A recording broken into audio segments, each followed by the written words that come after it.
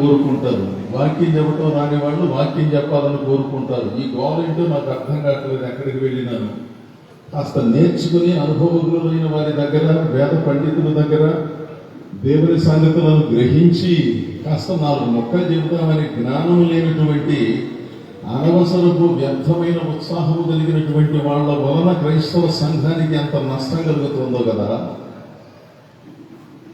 సృష్టిని నిర్వహించడానికి ఎవరు పడితే వాళ్ళు నిర్వహణ జరిగించడం కుదరదో. వాళ్ళకి కాస్త బుర్రజ్ఞానం ఉండాలి, సమయస్ఫూర్తి ఉండాలి, అవగాహన ఉండాలి అని దేవుడు ఆలోచన చేశాడు.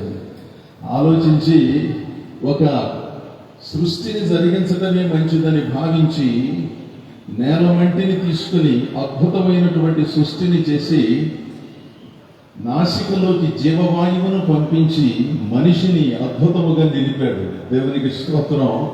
అతని పేరు యాడమ్, అంటే మొట్టమొదటిగా సృష్టింపబడినటువంటి ఈ సృష్టిలో ఉన్న మనిషి. ఈ ప్రపంచంలో ఎన్ని వందల వేల కోట్ల మంది ఇప్పటి వరకు పుట్టి చనిపోయారో వాళ్ళందరికీ ఆది పురుషుడు. మొట్టమొదటి ఆదాముకు బాల్యం తెలియదు, అంటే చిన్నపిల్లవాడుగా ఆదాము సృష్టింపబడలేదు, యవనస్తుడుగా సృష్టింపబడ్డాడు.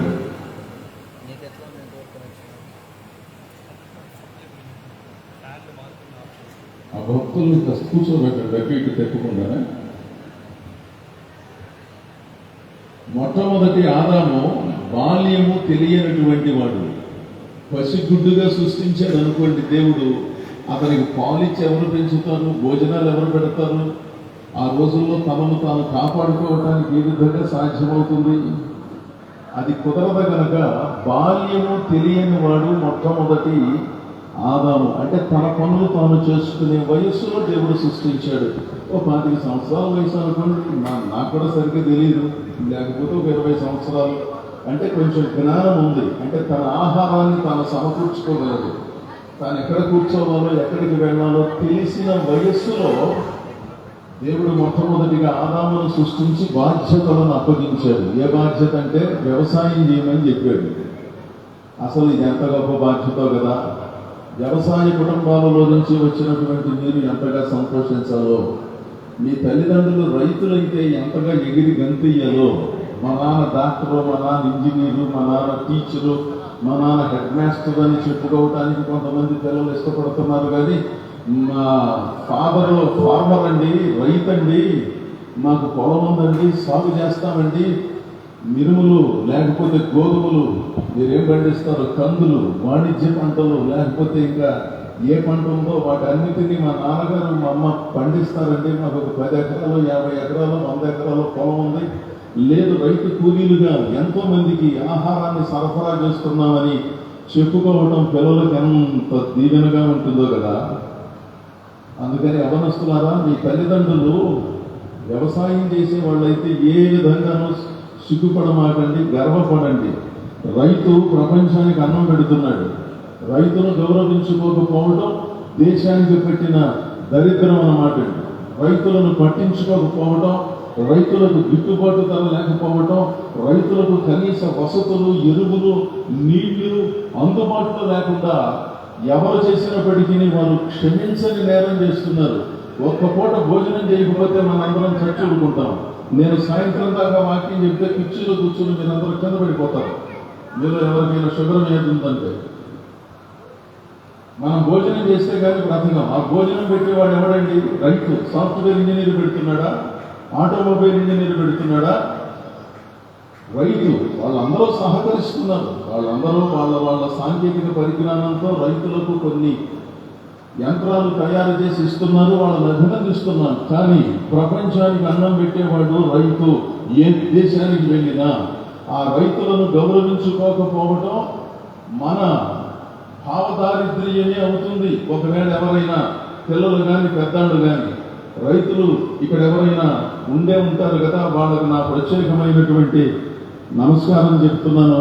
మీరందరూ ప్రపంచానికి అన్నం పెట్టి ఆకలి తీర్చే గొప్ప అన్నదాతలండి. అలాంటి ఉద్యోగాన్ని ఇచ్చాడు ఎవరికి? ఆదాము. సేద్యం చేయవయ్యా. సేద్యం చేసి ఏ చెట్టుకి ఎన్ని నీళ్లు పోయాలో, ఏ మొక్కకి ఏ ఆసరాగా చిన్న వాసం లాంటి దాన్ని కట్టాలో అవన్నీ చూసుకొని ఆయన అని దేవుడు బాధ్యతను అప్పగిస్తే, అలాగే సార్ మీరు ఏం చెబితే అది చేస్తానన్నాడు. ఎంత గొప్ప కొడుకండి. ఆ కాలంలో మీరు నేను ఉంటే భలే సంగతులు మాట్లాడేవాళ్ళం. ఏంటి సార్ ఇది 4 నదుల మధ్యలో నాలుగు నదులు ప్రవహించిన ఈ స్థలంలో ఏదైనా తోట ఉన్నది కదా, ఇది పెద్ద వైశాల్యంలో ఉన్నది. నేనొక్కడనే ఈ తోటను ఎలా సేద్యం చేస్తాను? ఒక 50, 60, 70 మందిని సృష్టించండి. మేమందరం కలిసి నీళ్లు పోస్తాం, పాలు పోస్తాం, కొమ్మలు నరుకుతాం, ఏదో చేస్తాం. కానీ నేను ఒక్కడిని ఇంత పెద్ద బాధ్యతలను ఏ విధంగా స్వీకరించగలనండి అయ్యా? 4 నదులు ప్రవహిస్తున్నాయి. ఇప్పటికీ ఉనికిలో ఉన్న ఇరాక్ దేశంలోని బాగ్దాద్ నగరానికి సమీపాన యూఫ్రటీసు నది పరివాహక ప్రాంతంలో ఏదైనా తోట ఉన్నదని వేద పండితులు ఏనాడో నిర్ణయం చేశారు. తెలుసా మీకు? ఇప్పటికీ ఉనికిలో ఉన్న ఇరాక్ దేశానికి రాజధాని బాగ్దాద్ నగరం. అక్కడే యూఫ్రటీసు నది ఆ ఆదికాండము 2వ అధ్యాయంలో ప్రస్తావించబడిన 4 నదులలో ఒక నది యూఫ్రటీసు నది అక్కడే ప్రవహిస్తోంది. ఆ పరిసర ప్రాంతాలలోనే ఏదైనా తోట ఉండేది.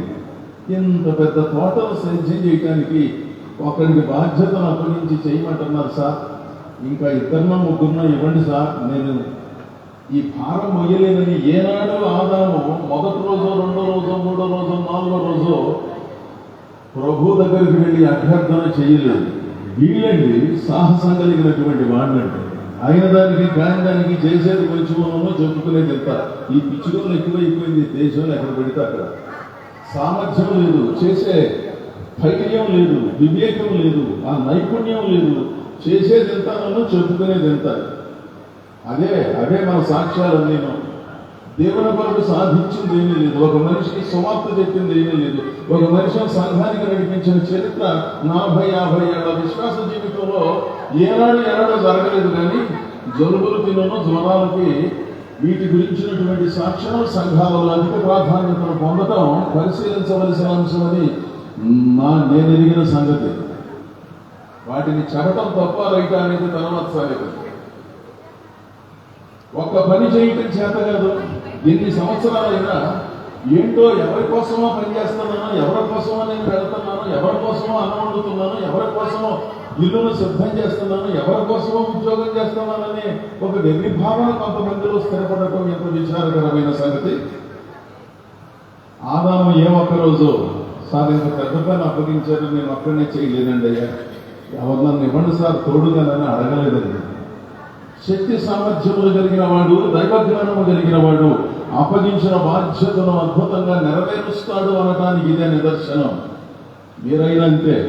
మీ తల్లిదండ్రులు అప్పగించిన బాధ్యతలు కానీ, మీ కార్యాలయాలలో మీరు చేసే పనుల విషయంలో కానీ అందరికంటే ఎక్కువ చేసేస్తున్నానని ఏం బాధపడమాకండి, భయపడమాకండి.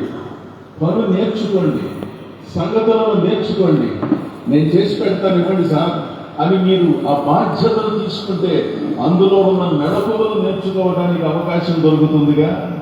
అది జ్ఞానం కలిగిన వాళ్ళు చేసే పని తప్పించుకునేవాడు అజ్ఞాని.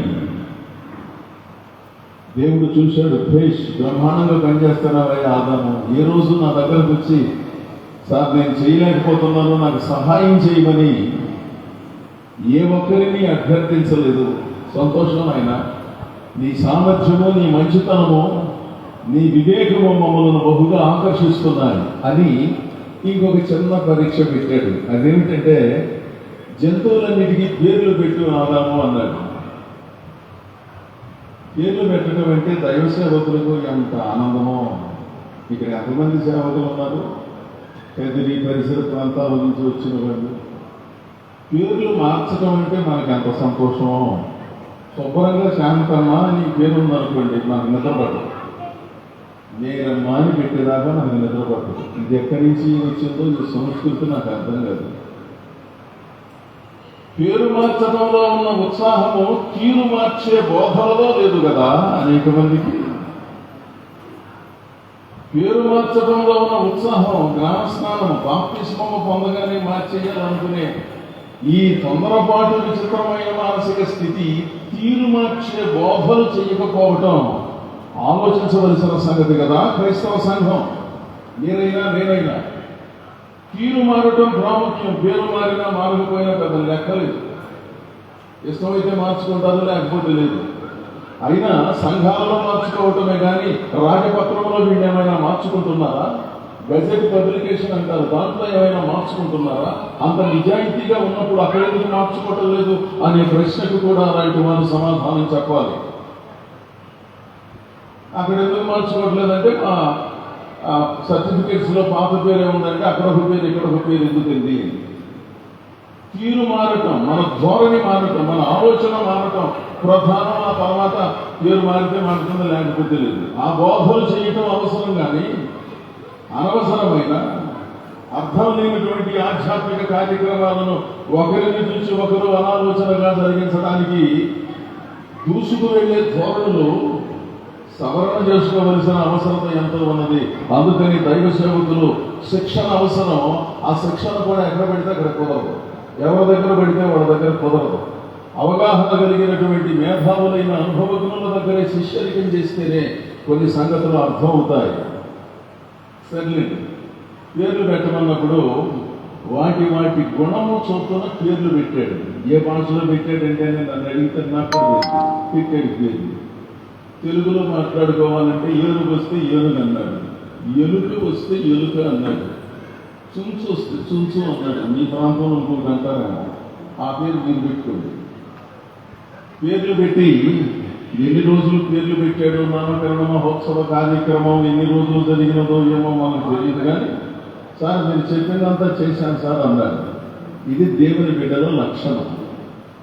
దేవుడు చెప్పినది చేయటం దేవుని బిడ్డల లక్షణం, దైవ సేవకుల లక్షణం, పెళ్లి చేసుకోకున్న భార్యాభర్తల లక్షణం, పెళ్లి చేసుకోకపోయే ఫెడరిక్ ఆకాంక్షల లక్షణమై ఉండాలి. చెప్పింది చెయ్యాలి. ఎవరు చెప్పింది?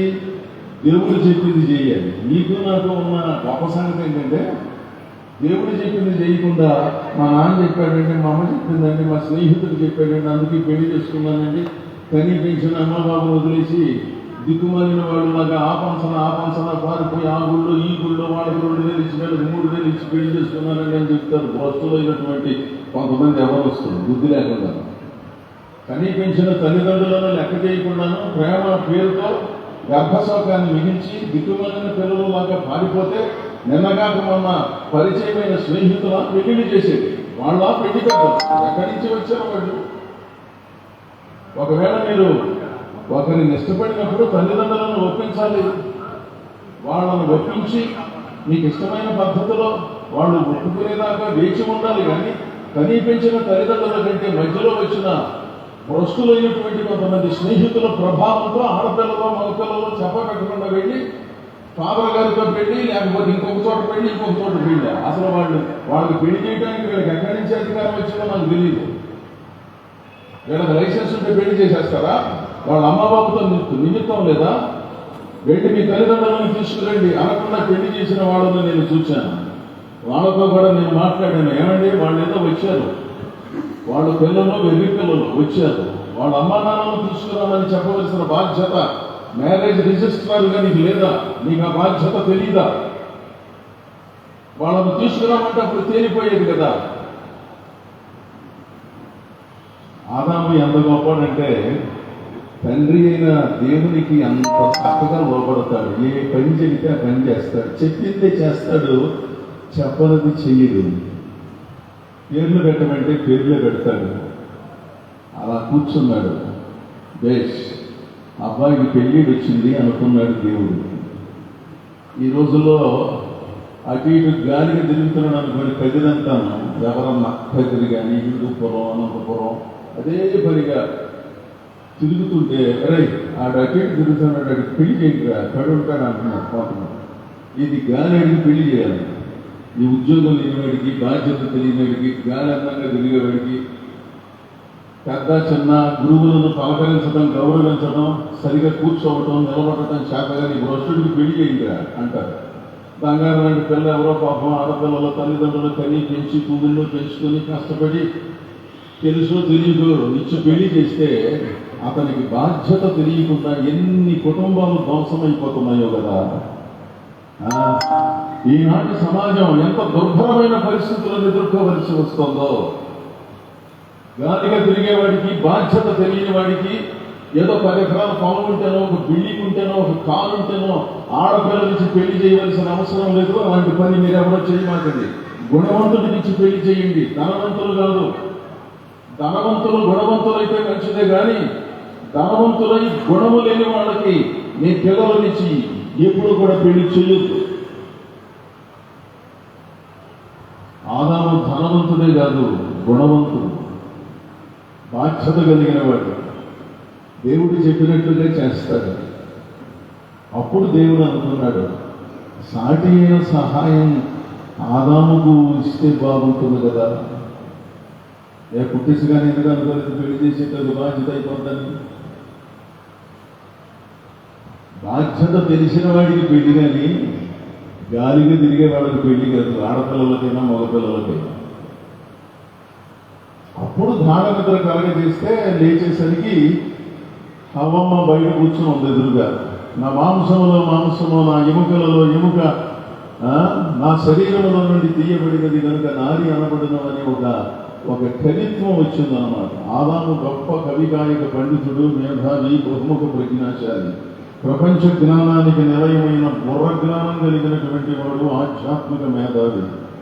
అప్పటి వరకు ఏ పులిని చూసో, నక్కను చూసో, ఎర్ర కోతిని చూసో కవిత్వం చెప్పని వాడు తన భార్యను చూసే కవిత్వం చెప్పాడు, ప్రేమ మాటలు చెప్పాడు. ఎవరితో ఎలా మాట్లాడాలో, ఎంతవరకు మాట్లాడాలో తెలుసుకుని ఉండాలి. కొంతమందికి అది తెలియదు, వయసు వచ్చిన ఏం మాట్లాడతారో వాళ్ళకి తెలుసావు.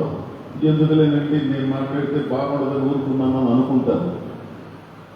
సోదరితో ఎలా మాట్లాడాలి, భార్యతో ఎలా మాట్లాడాలి, జంతువులను ఏ విధంగా పెంచుకోవాలి, వాటి స్థానం ఏమిటి, మన స్థానం ఏమిటి, మన బంధువులు ఏమిటి, అన్నదమ్ములు ఏమిటి, అక్క చెల్లెళ్ళు ఏమిటి, తల్లిదండ్రులు ఏమిటి, అత్తమామలు ఏమిటి, ఆడబిడ్డలు, మరుదులు, బావలు, వదినలను, వీళ్ళను ఏ విధంగా పలకరించుకోవాలి, ఏ విధంగా మాట్లాడాలి, ఏ విధంగా సేవలు చేయాలో ఇటు పెట్రికి తెలియాలి, ఇటు ఆకాంక్షకి తెలియాలి. అన్నీ ఒకేసారి తెలియదమ్మా నీకు. ఇక కూర్చున్నారా, ఇక కూర్చుని వెళ్ళిపోతుంది.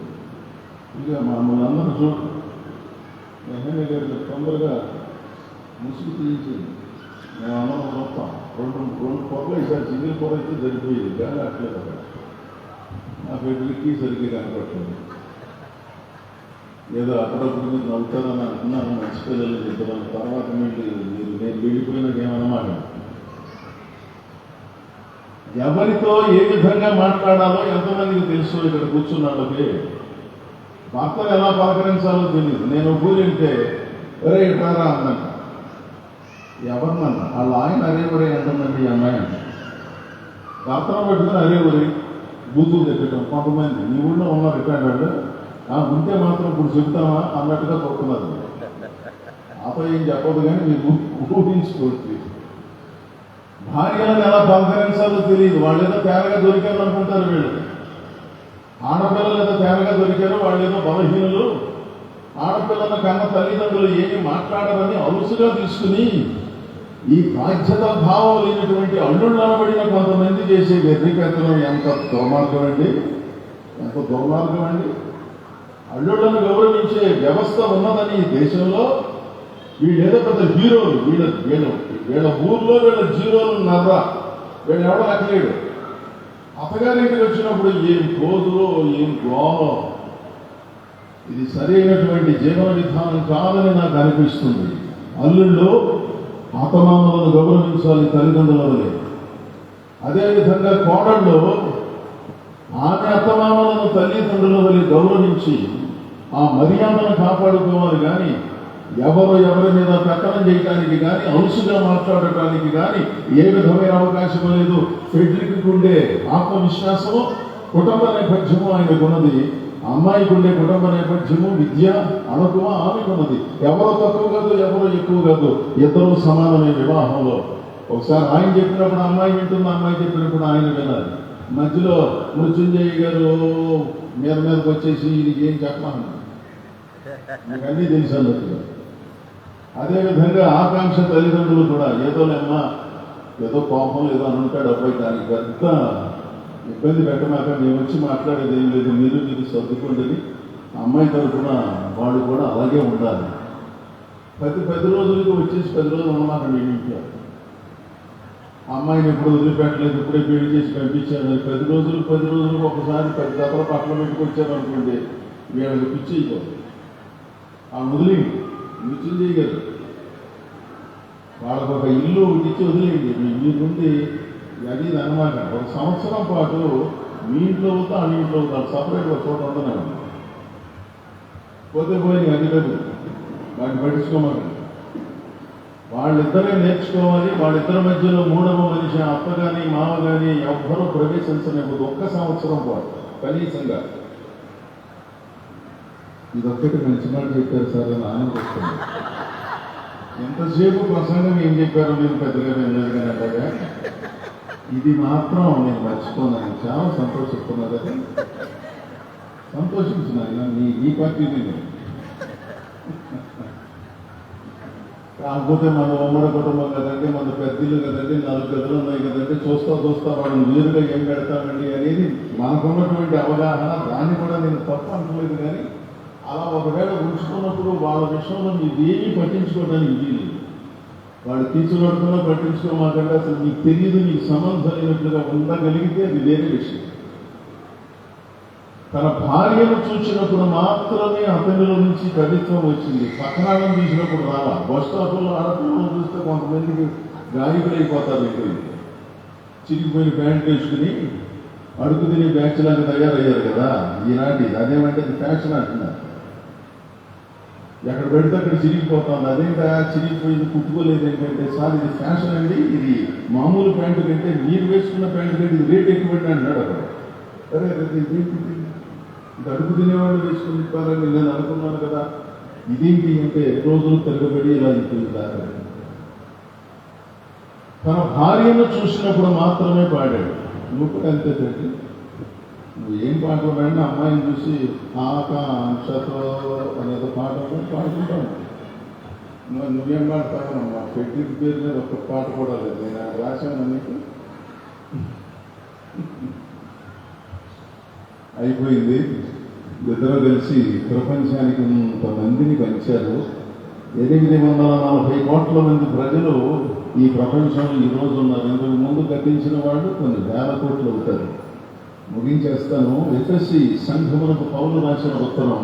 మహానుభావుడు, మేధావి, బహుముఖ ప్రజ్ఞాశాలి, పండితుడు, కవి, అన్ని శాస్త్రాలలో నైపుణ్యము కలిగినటువంటి గొప్ప భాషావేత్త చక్కగా చెప్పాడు. సంఘమును, స్త్రీని, క్రీస్తును, పురుషుని పోల్చి అద్భుతంగా అభివర్ణించిన సంగతిని మనం ఎఫ్ఎస్సి పత్రికలో చదువుకున్నాగా దైవదాసులు చదివి వినిపించారు. అందులో స్త్రీ పురుషునికి లోబడి ఉండాలి, పురుషుడు భార్యను ప్రేమించాలి అని ఉంది. లోబడి ఉండాలి అంటే బానిసగా ఉండాలని కాదండి. బానిసగా ఉండటం కాదు. లోబడి ఉండటం అంటే అందులో కూడా ప్రేమ ఉన్నది, ప్రేమించడంలో కూడా లోబడి ఉండే తత్వం ఉన్నది. అంతే కదా. మనం ఎవరినైనా ప్రేమించాము. మీ పిల్లలను మీరు ప్రేమించారు, వాళ్ళు ఏదో కొంచెం తెలుసో తెలియదో గట్టిగా మాట్లాడారు, కాసేపు మౌనంగా ఉంటాం. అంటే దాని అర్థం వాళ్ళకు లొంగిపోయామని కాదు. ఏదో పిల్లలు తెలియక మాట్లాడుతున్నారు, ఆవేశంలో ఉన్నారు, 2 రోజులు ఉంటే వాళ్ళకే అర్థం అవుతుంది. సరే అన్నా, కానీ తర్వాత చూద్దామని సర్దుబాటు చేసుకుని ఆ తగ్గింపు తత్వము. లోబడి ఉండటం అంటే ఆయన ఏదో ఒక యజమాని, ఆడపిల్లలు ఏదో లోబడి ఉండవలసిన వాళ్ళనే భావం కాదు. లోబడటం అనేది ఇద్దరికీ వర్తిస్తుంది, ప్రేమించడం అనేది ఇద్దరికీ వర్తిస్తుంది. సంఘములకు క్రీస్తుకు జోడించి చెప్పాడు. అంటే క్రైస్తవ సంఘములో ఉన్న విశ్వాసులమైన మనందరము వధువు సంఘముతో పోల్చబడితే మనము దేవునికి లోబడి ఉండాలి. లోబడి ఉంటున్నామా? నేను దేవునికి లోబడి ఉండి భక్తి కార్యక్రమాలు నిర్వహిస్తున్నామా? ఆరాధనలు ఇత్యాది కార్యక్రమాలకు క్రమంగా వెళుతున్నామా? దేవునికి ప్రాధాన్యత ఇస్తున్నామా? మరి అలాంటప్పుడు వరుడుగా ఆధ్యాత్మిక భాషలో అభివర్ణించబడినటువంటి యేసుక్రీస్తుకు తిరుగుబాటు చేసినట్లు అవుతుంది కదా. అప్పుడు ఆధ్యాత్మిక వైవాహిక అవినాభావ సంబంధం ఏ విధంగా సరిచేయబడుతుంది, పునరుద్ధరించబడుతుంది? అందుకని విశ్వాసులారా, మీరు వెళ్ళే సంఘాలలో సంఘానికి కాపరిగా ఉన్న దైవ సేవకుని గౌరవించాలి. దేవుని లేఖనాలను, అందులో ఉన్న భావాలను గ్రహించి బాధ్యతగా జీవితాలను నిర్మించుకోవాలి. అది ఆధ్యాత్మిక వైవాహిక శబదం, ఇది భౌతిక వైవాహిక శబదం. ఇద్దరూ కలిసి ఏక భావనతో, ఏక వ్యక్తిత్వంతో జీవించాలి. వీళ్ళకు దేవుడు ఒక సంతానాన్ని ఇస్తాడు. వాళ్ళు పెరిగి పెద్దవాళ్ళ దేశానికి, దేవునికి అక్కరకు వచ్చే విధంగా ఉండాలి. మన దేశాన్ని మనం గౌరవించుకోవాలి. మన దేశాన్ని మనం ప్రేమించాలి. పెద్దలను గౌరవించాలి, ఉపాధ్యాయులను గౌరవించాలి, సైనికులను, వైద్యులను, ఆయా విభాగాలలో నమ్మకమైన సేవలు అందిస్తూ ఉన్న అధికారులు ఉన్నారే, ఎక్కడన్నా ఒకటి ఎలా తేడాగా ఉంటే వాళ్ళని ప్రక్కన పెట్టండి. రక్షణ శాఖలో ఉన్న సైనికులు కానీ, పోలీసు విభాగంలో ఉన్న రక్షక భటులు కానీ ఎంత గొప్ప సేవ చేస్తున్నారో అలాంటి వాళ్ళనందరినీ మనం గౌరవించాలి. మీ పిల్లలు దేశాన్ని, దేశంలో ఉన్న ప్రముఖులను దేవుని గౌరవించమని చెప్పాలి. చెట్లను నాటించాలి. ఎంతో మందికి చేయూతనివ్వాలి. అనుకూలమైన ఆలోచనను అభివృద్ధి చేసుకోవాలి.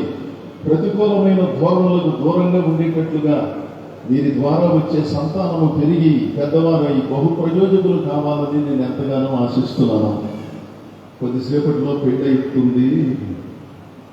పెట్రిక్, పెళ్ళయిన తర్వాత ఏమవుతుందని చెప్పారు నేను, మరలా అసలు పెళ్ళి అవుతుంది మీ ఇద్దరికి.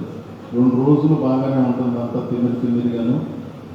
ఆ తర్వాత దగ్గరగా వచ్చినప్పుడు లోపాలు ఎక్కువగా కనపడతాయి. అవునా కదా? మనం దూరంగా ఉంటే లోపాలు తక్కువగా కనపడతాయి, దగ్గరగా వచ్చినప్పుడు లోపాలు, మత్సలు ఎక్కువగా కనపడతాయి. అప్పుడు ప్రేమించడం నేర్చుకోలే. నేను ఇట్లా అనుకోలేదు, నిన్ను చూసి హీరో అనుకున్నాను, నిన్ను చూసి హీరోయిన్ అనుకున్నాను. ఇప్పుడు ఏ ఇల్లు లేదు, ఏ హీరో లేదు, ఏంటి బాగుంటాను. అప్పుడు మేకప్ వేసుకొచ్చారా? మరి మేకప్ వేసుకున్నా ఊరికే వస్తారా? మేకప్ వేసుకున్నకపోతే ఈ ఫోటోగ్రాఫర్స్ ఊరుకుంటారా? వీళ్ళు ఊరుకోరు కదా. అవును, మేకప్ వేసుకుని వచ్చాము, ఇప్పుడు మేకప్ తీసేసాము, అసలు రంగు బయటపడింది. మోషే తన భార్యను ఏ విధంగా కూసుదేశపు స్త్రీని ప్రేమించి శుభ్రంగా పెళ్లి చేసుకున్నారని అట్టాగా ఉండాలి ఏంటి అనుకుంటున్నారు. అప్పుడు అట్టున్నావు, ఇప్పుడు ఎట్టున్నావు అంటే అది పెళ్లి కనుక అట్టు ఉన్నాం. ఈ పట్టు రోజు చేసుకుంటాడు ఈయన. ఈ వెరుపులు ఏంటి? అమ్మాయి ఎంత చక్కగా చూడండి. ఇదేంటి సార్ ఇప్పుడు ప్లేట్ మార్చారు అట్టేసారండి. అమ్మాయి చూడండి ఎంత చక్కగా ధవళవర్ణ వస్త్రధారి అయి వధువు సంఘములకు సూచనగా ఉన్నది కదా. నిశివర్ణధారుడమైన నీవు మధ్య మధ్యలో నిలుపులు సరే, మధ్యలో మారుస్తారు కదా ఫోటోల కోసం. నేను ఊరికే అన్నా, కంగారు ఉన్నాను. అన్ని రంగులు దేవుడు సృష్టించాడు. నలుపైన మంచిదే, తెలుపైన మంచిదే. కాకపోతే మన క్రైస్తవ సంఘాల్లో నలుపును కీడుగాను, తెలుపును పరిశుద్ధతగాను చేసి ఆడుకుంటున్నాం. అంత అక్కర్లా. దెయ్యాలు నల్లగా ఉండవు, బహు తెల్లగా ఉంటాయి కదా. మంచిది, నేను ముగించేస్తాను. పెళ్లి చేస్తే కదా మన అందరం భోజనం కూడా చేయాలి. అంతసేపు చెప్తాను అయినా అన్నట్టుగా మీరు ఇక్కడ కూర్చొని వీళ్ళిద్దరూ అనుకునే అవకాశం ఉంది. నేను కూడా హైదరాబాద్ వెళ్ళాలి కదా. మళ్ళీ ముగింపులో వారిద్దరూ ఏక శరీరం మగుదురు అంటే ఏక వ్యక్తిత్వం మగుదురు. అది తర్జుమా. ఏక శరీరం ఎడిదిరిగి కాదు, 2 శరీరాలు ఇక్కడ ఉన్నాయి. ఏక వ్యక్తిత్వం అవ్వాలి. మీరు కూడా ఏక వ్యక్తిత్వం అవ్వండి. మీ కుటుంబంలో సమస్యలు ఉన్నాయా? భార్యాభర్తల మధ్యలో ఏం చెప్పుకుంటాం సార్, పెళ్లి కదా కొత్త బట్టలు వేసుకొచ్చాం కానీ రాత్రి నాన్నగోళ అయిపోయిందండి బాబు మా ఇంట్లోనూ, మా వాడు అసలు కలిసి రావట్లేదు, మా మనిషి అసలు కలిసి రావట్లేదు అని అనుకుంటే కలిసినండి. అర్థం చేసుకోండి, జీవితం చాలా చిన్నది. ఈ జీవితంలో ఎందుకు ఈ గోలంతాను? ఉన్న జీవితాన్ని సద్వినియోగం చేసుకుంటూ, ఒకరిని ఒకరు గౌరవించుకుంటూ, ప్రేమించుకుంటూ, అర్థం చేసుకుంటూ ప్రేమగా జీవించండి. మీ పిల్లలను పెంచండి. దేశానికి పనికొచ్చే పౌరులుగా తయారు చేయండి. దేశ ప్రగతిలో వారిని ముందు ఉంచండి. అదే వివాహం ద్వారా మనం సాధించేది, దేవుడు కోరుకునేది. భక్తిలో పెంచండి, మంచి సంఘానికి నడిపించండి, మంచి వాక్యాలను వినిపించండి, మంచి పాటలను వినిపించండి, మంచి భావాలను వాళ్ళలో పెంచండి. అదే మీ నిజమైన సంపద. మీరు సంపాదించిన సంపద కాదు, మీరు కట్టిన ఇళ్ళు కాదు, మీరు కొన్న స్థలాలు కాదు. మీ పిల్లలే మీ ఆస్తి. గుర్తుపెట్టుకోండి, మీ పిల్లలే మీ ఆస్తి. ఏ ఆస్తి లేకపోయినా పర్వాలా, మీకు పిల్లలు ఉన్నారా? వాళ్ళని మీ ఆస్తిని ఎలా పెంచుతున్నారు? వాళ్ళకి ఎలాంటి విద్యాబుద్ధులు నేర్పిస్తున్నారు? ఎలాంటి మర్యాదలు నేర్పిస్తున్నారు? ఎలాంటి చదువులు చెప్పిస్తున్నారు? ఎలాంటి మందిరానికి నడిపిస్తున్నారు? మీ పిల్లలే మీ ఆస్తి. ఆ పిల్లలను పట్టించుకోకుండా రాత్రి పగలు రియల్ ఎస్టేట్ అని, ఆ ఎస్టేట్ అని, ఈ ఎస్టేట్ అని, ఆ స్నేహితులని, ఈ స్నేహితులని తిరిగి పిల్లలను దిక్కుమాలిన వాళ్ళను చేసి చనిపోయే తల్లిదండ్రులు క్షమించని నేరం చేస్తున్నారు. కోట్లు ఇవ్వచ్చు, కానీ గుణ సంపదనివ్వండి. గుణ సంపదనివ్వండి. ఆర్థిక సంపద కాదు. వాళ్ళు సంపాదించుకుంటారు మీరు ఇవ్వకపోతే. గుణ సంపదనిచ్చి మా అమ్మ ఇలా చెప్పిందండి, మా నాన్న ఇలా చెప్పాడండి. ఇది వాళ్ళను బ్రతికించేది. ఏం చెప్తున్నారు మీరు? బంగారం కొన్నానమ్మా, వడ్డాణం కొన్నానమ్మా, అవి కొన్నాను, ఇవి కొన్నానా? ఎందుకు వెళ్ళి అవి ఉంటే ఉండొచ్చు, లేకపోతే లేకపోవచ్చు. బైబిల్ చదవటం నేర్పించండి, గౌరవాన్ని నేర్పించండి. మీ పిల్లలే మీ ఆస్తి. ఆ ఆస్తిని బాగా కాపాడుకోండి, ఆస్తిని బాగా పెంచండి. ప్రపంచానికి ఇవ్వండి, సంఘానికి ఇవ్వండి, దేవునికి ఇవ్వండి. దేవుని వాక్యాలను నేర్చుకుని దైవ సేవకులుగా సిద్ధం చేయండి. ఎక్కడ వాక్యాన్ని నేర్పించాలో అక్కడే నేర్పించండి. దూరమైన పర్వాలేదు, దగ్గరైనా పర్వాలేదు. అదే వివాహం ద్వారా మనం సాధించేది, సంపాదించుకునేది. మరి ఈరోజు ముగింపులో ఫెడ్రిక్ ఆకాంక్షలు ఏక వ్యక్తిత్వమై జీవించాలని, వీళ్ళ మధ్యలో ఎవరూ ప్రవేశించడానికి వీల్లేదని, ఎవరి పరిధిలో వారు ఉండి వారి జీవితాలు వారు కొనసాగించడానికి సహకరించాలని ఇరుపక్షాల తల్లిదండ్రులకు, బంధువులకు, మిత్రులకు నేను హితం చెప్తున్నాను. మీరు ఒకరినొకరు అర్థం చేసుకోండి. అయినా ఫెడ్రిక్, ఇప్పుడు బైబిల్ ఇప్పుడు చదువుతున్నారు, రేపు చదవాలి, ఇప్పుడు కాదు. ఇప్పుడు నేను చెప్తున్నా వినాలి. ఒకరినొకరు అర్థం చేసుకుని, అమ్మాయికి ఎప్పుడైనా కోపం వస్తే నువ్వు తగ్గు, అమ్మాయిని ఆయనకి ఎప్పుడన్నా కోపం వస్తే నువ్వు కొంచెం మౌనంగా ఉండి మంచిది కాదు, ఎగరమాట. ఈయన ఎగురుతాడు. వెంటనే ఫోన్ చేస్తే మృత్యుంజయరావు గారు అసలు వచ్చేస్తాడు. దయచేసి రామాట, మీ సేవ మీరు చేసుకుని, వీళ్ళ సేవ వీళ్ళు చేసుకుంటారు. ఆ విధంగా మీరు కలిసి మంచి వ్యక్తిలో ఉండాలని, దేవుడు మీకు మంచి సంతానాన్ని ఇవ్వాలని, మంచి ఆరోగ్యంలో నెమ్మది సమాధానాలు ప్రసాదించాలని కోరుతున్నాను.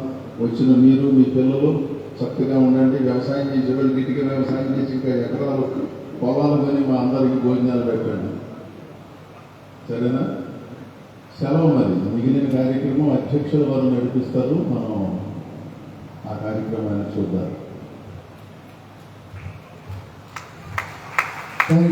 చాలా మంచి సందేశం. బైబిల్ థియాలజికల్లో టీచింగ్ చేస్తూ ప్రీచింగ్ లాగా మంచి హెచ్చరికలతో ఉన్నటువంటి సందేశం ఇచ్చినటువంటి దైవజనుడు నిరీక్షణ్ కుమార్ గారికి మా హృదయపూర్వకమైన వందనాలు. Thank you very much. ఒత్తిడి లేదా మీరు ఏం చేయాలో చెప్పారు కదా.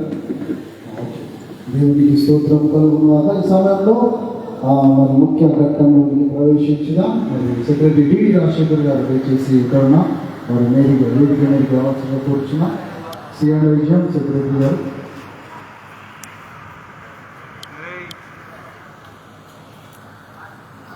వివాహ కార్యక్రమంను ప్రారంభించుకున్నాం.